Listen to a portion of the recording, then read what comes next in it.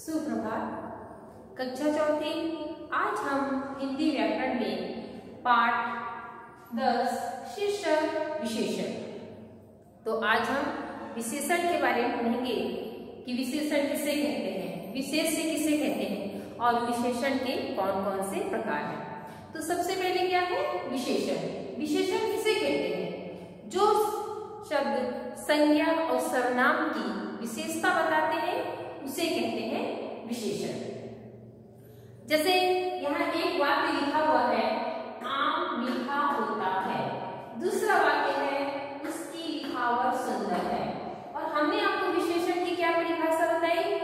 जो शब्द संज्ञा और सर्वनाम की विशेषता बताते हैं उसे विशेषण कहते हैं। तो देखिए ये क्या है? आम। ये क्या है? नाम। आम। तो आम क्या हो गया? संज्ञा। और संज्ञा के बदले में जिन शब्दों का हम प्रयोग करते हैं उसे कहते हैं सर्वनाम। तो ये क्या हो गया? सर्वनाम। ये संज्ञा, ये सर्वनाम। और विशेषण की परिभाषा क्या बोल रहा है? जो शब्द संज्ञा और सर्वनाम की विशेषता बताते हैं उसे ही कहते हैं विशेषण। अब देखिए, आम मीठा होता है, उसकी लिखावट सुंदर है। तो ये संज्ञा है। संज्ञा की विशेषता क्या है कि वो मीठा है। तो ये क्या हो गया? विशेषण शब्द। आम क्या है? मीठा क्या हो गया? विशेषण। ये संज्ञा की विशेषता बता रहा है कि आम मीठा होता है, उसकी लिखावट सुंदर है। ये सर्वनाम है। तो इसकी विशेषता क्या है? इसकी जो लिखावट है सुंदर है। तो ये मीठा और ये सुंदर, ये क्या शब्द हो गए? विशेषण शब्द। जो शब्द संज्ञा और सर्वनाम की विशेषता बताए उसे कहते हैं विशेषण। तो आपने देखा कि आम मीठा होता है, उसकी लिखावट सुंदर है। तो ये संज्ञा, ये सर्वनाम। इस संज्ञा की विशेषता क्या है? कि वो मीठा है। इस सर्वनाम की विशेषता क्या है? कि वो सुंदर है। ठीक है। अब इसके बाद आपको क्या देखना है कि विशेष से किसे कहते हैं? जिसकी विशेषता बताता है उसे विशेषण कहते हैं। जो संज्ञा सर्वनाम की विशेषता बताता है विशेषण कहलाया, लेकिन जिसकी जो विशेषता बताता है उसे विशेष कहते हैं। मतलब ये मीठा क्या है? आम। आम क्या हो गया? विशेष। क्योंकि जो विशेषता किसकी बताई जा रही है? इसकी। जिसकी विशेषता बताई जाए उसे ही विशेष कहते हैं। तो सुंदर, किसकी लिखावट सुंदर है? उसकी। तो उसकी क्या हो गया? विशेष। जिसकी विशेषता बताई जाए उसे ही विशेष कहते हैं। तो आम, उसकी क्या हो गया? विशेष है। मीठा, सुंदर क्या हो गया? विशेषण। तो आपको समझ में आ गया विशेषण और विशेष। अब आपको देखना है विशेषण के प्रकार। विशेषण के 4 प्रकार हैं। सबसे पहला प्रकार है गुणवाचक विशेषण, दूसरा है संख्यावाचक विशेषण, तीसरा है परिमाणवाचक विशेषण और चौथा है सर्वनामी विशेषण। अब हमको क्या जानना है कि गुणवाचक विशेषण किसे कहते हैं? तो जिस संज्ञा या सर्वनाम शब्दों में उसके गुण, दोष, आकार, रंग और रूप के बारे में पता चले। जिस संज्ञा सर्वनाम शब्दों से हमें उसके रंग, रूप, गुण, दोष, आकार और अवस्था के बारे में पता चलता है उसे ही हम क्या कहते हैं? गुणवाचक विशेषण। कैसे? गुण।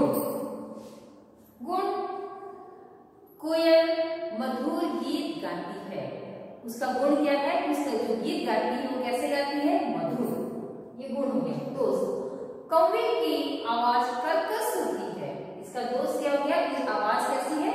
कर्कश। आकार, गेंद गोल होता है, आकार के बारे में बता रहा है। तो गेंद गोल होता है, गोल क्या हो गया? विशेषण शब्द। रंग, भिंडी हरी होती है, हरा क्या हो गया? विशेषण। रंग, रूप। समझ में आया? और इसमें अवस्था लिखा है ना? यह बच्चा है, बच्चा क्या हो गया? अवस्था। तो गुणवाचक विशेषण जिस संज्ञा सर्वनाम शब्दों से हमें उसके गुण, दोष, आकार, रंग, रूप और अवस्था के बारे में पता चले उसे हम क्या कहते हैं? गुणवाचक विशेषण। दूसरा क्या है? संख्यावाचक विशेषण। जिन संज्ञा या सर्वनाम शब्दों से हमें किसी संख्या का बोध हो उसे हम क्या कहते हैं? संख्यावाचक विशेषण। जैसे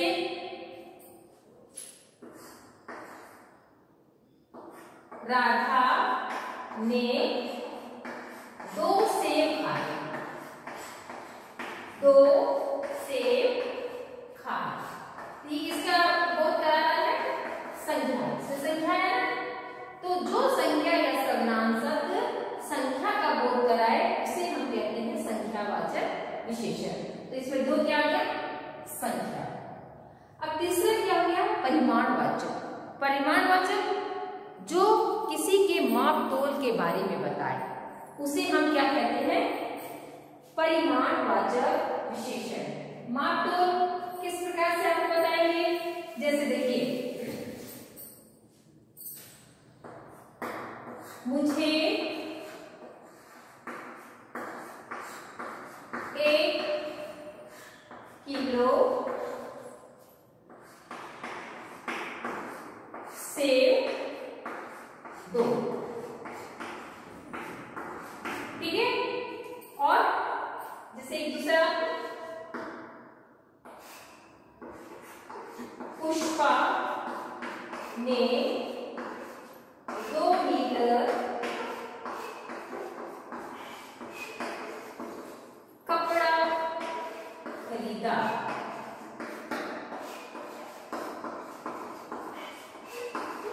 ठीक है, आप देखिए इसे मीटर लिखा है, किलो। ये किलो और मीटर ये किसके बारे में बता रहे हैं? माप के बारे में, माप तोल के बारे में। आप किसी दुकान में जाते हो तो ऐसे जाके नहीं बोलते हो मुझे सेब दे दो। एक आप नाप तोल बताओ कि आपको 1 किलो चाहिए, 5 किलो चाहिए, 10 किलो चाहिए। एक नाप बताओगे तब आपको दुकान वाला आपको सेब देगा। उसी प्रकार से जब आप कपड़े की दुकान में जाओगे तो भी आप एक नाप बताओगे कि आपको कपड़े कितने चाहिए। जैसे यहाँ लिखा 2 मीटर कपड़ा, आपको 2 चाहिए, 10 चाहिए, 100 चाहिए, कितने मीटर कपड़े चाहिए। तो ये जो हमारा मीटर है, किलो है, ये किसका बोध करा रहा है? माप तोल का। परिमाण में किसका बोध करा है? माप और तोल का। इसके बाद क्या है? सार्वनामिक विशेषण। ये जो सार्वनामिक विशेषण है, ये सार्वनामिक विशेषण क्या करते हैं कि कुछ सर्वनाम शब्द संज्ञा से पहले आकर, सर्वनाम शब्द संज्ञा से पहले आकर संज्ञा की ओर संकेत करते हैं, वो कहलाते हैं सार्वनामिक विशेषण। कैसे?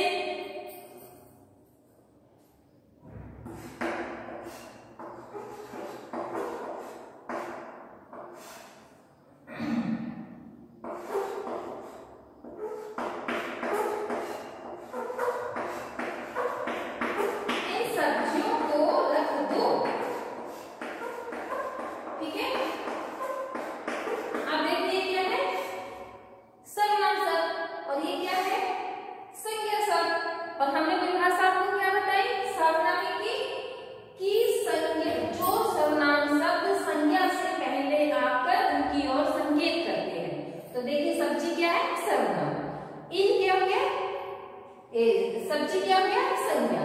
इन क्या हो गया? सर्वनाम।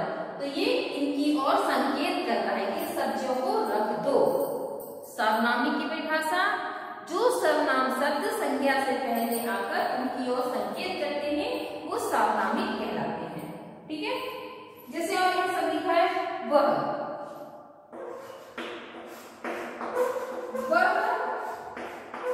बच्चा बाजार गया, वह बच्चा बाजार गया। अब यहाँ भी देखेंगे कि बच्चा क्या है? संज्ञा शब्द, वह क्या है? सर्वनाम शब्द। तो ये बच्चा की ओर संकेत कर रहा है कि वह बाजार गया, तो ये क्या कहलाएगा? सार्वनामिक विशेषण। फिर लिखा है जैसे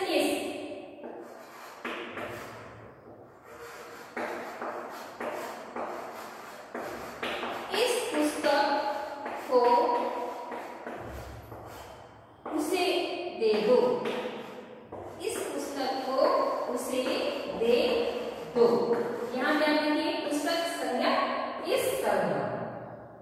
तो आपको सार्वनामिक विशेषण समझ में आ गया होगा। तो आप इस बात में क्या पढ़ा? विशेषण किसे कहते हैं, विशेष किसे कहते हैं, विशेषण के कितने प्रकार होते हैं, गुणवाचक विशेषण किसे कहते हैं, संख्यावाचक विशेषण किसे कहते हैं, परिमाणवाचक विशेषण किसे कहते हैं और सार्वनामिक विशेषण किसे कहते हैं। तो विशेषण संज्ञा और सर्वनाम की विशेषता बताने वाले को विशेषण कहते हैं। विशेष से जिसकी विशेषता बताई जाए उसे विशेष्य कहा जाता है। यह हमने आपको उदाहरण के द्वारा बताया था। विशेषण के प्रकार गुणवाचक, गुणवाचक विशेषण किसे कहते हैं, जो किसी संज्ञा या सर्वनाम के गुण, दोष, आकार, रंग, रूप और अवस्था के बारे में बताता है। और संख्यावाचक विशेषण में जो जिससे हमें किसी संख्या के बारे में बोध हो, चाहे वो संज्ञा शब्द हो या सर्वनाम शब्द हो। परिमाण, जिस संज्ञा या सर्वनाम शब्द से हमें उसके माप तोल के बारे में पता चले। सार्वनामिक विशेषण, सार्वनामिक विशेषण जो संज्ञा से पहले सर्वनाम शब्द आकर संज्ञा की ओर संकेत करें उसे कहते हैं सार्वनामिक विशेषण। तो आपको इस पाठ में सर्वनाम की परिभाषा, विशेषण की परिभाषा, विशेष्य की परिभाषा और विशेषण के प्रकार को पढ़ना होगा। धन्यवाद।